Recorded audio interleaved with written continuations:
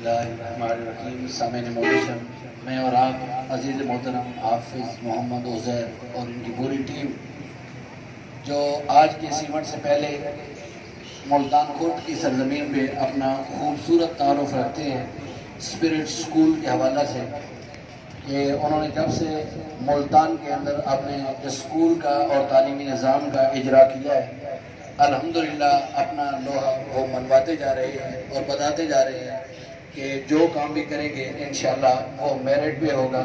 और ये दूसरा अजीम काम, मैं यहाँ बैठ के हैरान हो रहा था कि मुल्तान के अंदर ये मेरे ख्याल में पहली सहूलत होगी। इससे पहले ऑनलाइन ये शॉपिंग वाला सिलसिला शायद इन्होंने ही आके मुतारिफ कराया।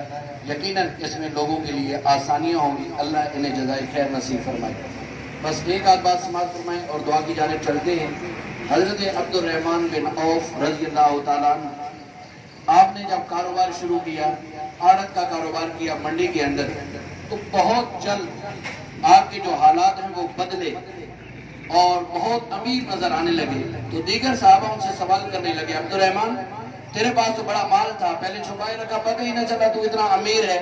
तो उन्होंने कहा नहीं, मैं पहले इतना अमीर न था, तिजारत के बाद ये अमारत मेरे रब ने मुझे अता की है।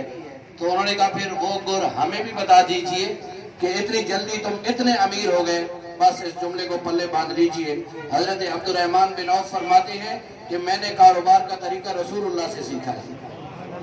पहले मोहब्बत से सुभान अल्लाह से बरकत आए। मैंने कारोबार का तरीका रसूलुल्लाह सल्लल्लाहु अलैहि वसल्लम से सीखा है। मैं जब कारोबार करने लगा, मैं अपने आका की बारगाह में गया, जाके अर्ज की या रसूलुल्लाह सल्लल्लाहु अलैहि वसल्लम कारोबार करना चाहता हूँ। तो मदीने के ताजदार ने फरमाया, अब्दुर्रहमान अगर एक ऊंट फिरोख्त करने के लिए खरीद के लाओ और तुम्हें फकत वो रस्सी जिससे वो ऊंट बांधा जाता है वो बच रही हो फिर भी बेच देना। इस बात का ख्याल न रखना कि जब बहुत ज्यादा नफा आएगा तो तब मैं बेचूंगा। यानी मिसाल ये थी कि अगर बहुत थोड़े नफे पे वो चीज बेचनी है फौरन बेच दो, तुम बेचते चले जाना, नफा कम ले लेना, अल्लाह तुम्हारे रिस्क में बरकत अता फरमा देगा। हमेशा याद रखिए, कसरत और बरकत दोनों अलग अलग चीजें हैं। तो दुआ कीजिए कि अल्लाह ताला कसरत के बजाय हमें रिस्क के अंदर बरकत नसीब फरमाए। जिसके रिस्क में बरकतें आ जाती है, मेरा मालिक वसअत नसीब फरमा देता है। एक शख्स ने बगदाद के हालात को पढ़ा था कि वहां के लोग तरक्की की राह पे गामजन हैं। तो वो सोचने लगा जाके देखूं तो सही कि क्या वजह है। ये हर आए दिन जो है इज्जतों की पगड़ियां इनके सरों में नजर आती हैं। तो कहते हैं मैं चला, बगदाद पहुंचा, सुबह का वक्त था। कहने लगा मैंने नाश्ता करना था, एक होटल पे जाके बैठ गया। जब मैंने नाश्ता किया, नाश्ता करने के बाद जब मैं उठा और बिल देने के लिए काउंटर पे गया, तो वो उस होटल का मालिक मुझे कहने लगा कि तेरा बिल तो अदा हो गया है। वो कहने लगा, मैं हैरान हुआ कि मैं यहाँ नया बंदा हूँ, मुझे जानता कोई नहीं, रिश्तेदार कोई नहीं, मेरा बिल, मेरे पैसे हिस्से के कौन दे के चला गया।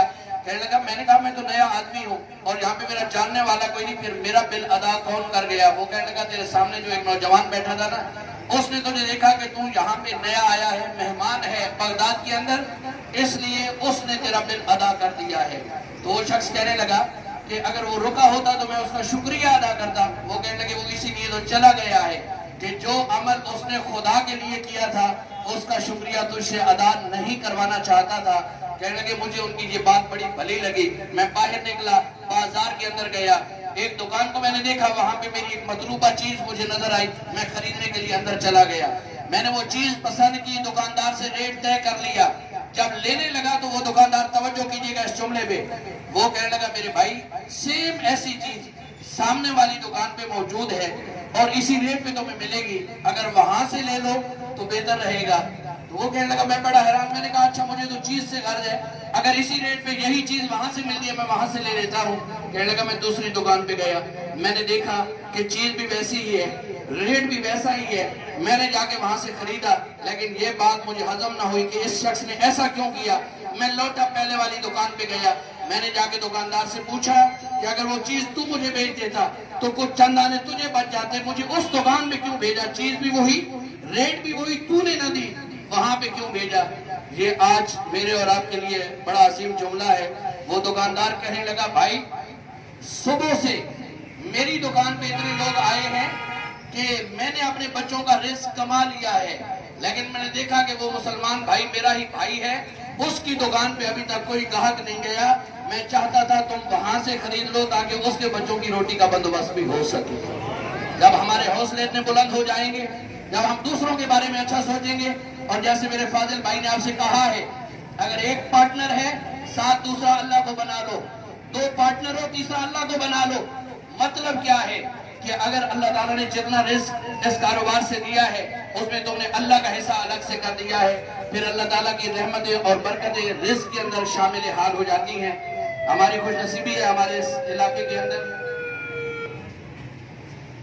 मेरे इंतहाई मोहतरम भाई, इंतहाई मोहतरम और मोहतबर शख्सियत जनाब मलक शौकत इकबाल साहब, डायरेक्टर पंजाब कॉलेज तलगंग, और हमारे दरमियान यहाँ की अजीम शख्सियत मुझसे कबल आपसे मुखातिब थे बिरादर मोहतरम इज्जत माब जनाब यासिर अजीज साहिब, और इंतहाई मोहतरम शख्सियत इल्मी दुनिया में खूबसूरत नाम बिरादर मोहतरम मलक मोहम्मद अशरफ साहब, प्रिंसिपल मिसाली बारानी कॉलेज तलगंग। यकीनन ये अहबाब हाफिज उज़ैर और इनकी टीम की हौसला अफजाई के लिए यहाँ पे तशरीफ लाए, और खुशनसीबी इस बात की है कि हाफिज उज़ैर की तरबियत यकीनन इन अजीम लोगों के साए में हुई है, तभी तो छोटी उम्र के अंदर मेरे मालिक ने ढेर सारी कामयाबियों से हमकिनार फरमाया है। मेरी ये दुआ है अल्लाह ताला इनके कारोबार को दिन दुगनी रात दुगनी तरक्की नसीब फरमाए। यकीनन इस इलाके के अंदर इन्होंने स्कूल कायम करके पहले मिसाल कायम की है, यकीनन आज कारोबारी दुनिया में भी ये इन्होंने खूबसूरत कदम रखा है। अल्लाह करीम इन्हें कामयाबियों से हमकिनार फरमाए। अजीज मोहतरम साहबजादा कारी मोहम्मद कासिम हमारे दरमियान मौजूद है, दुआ के लिए।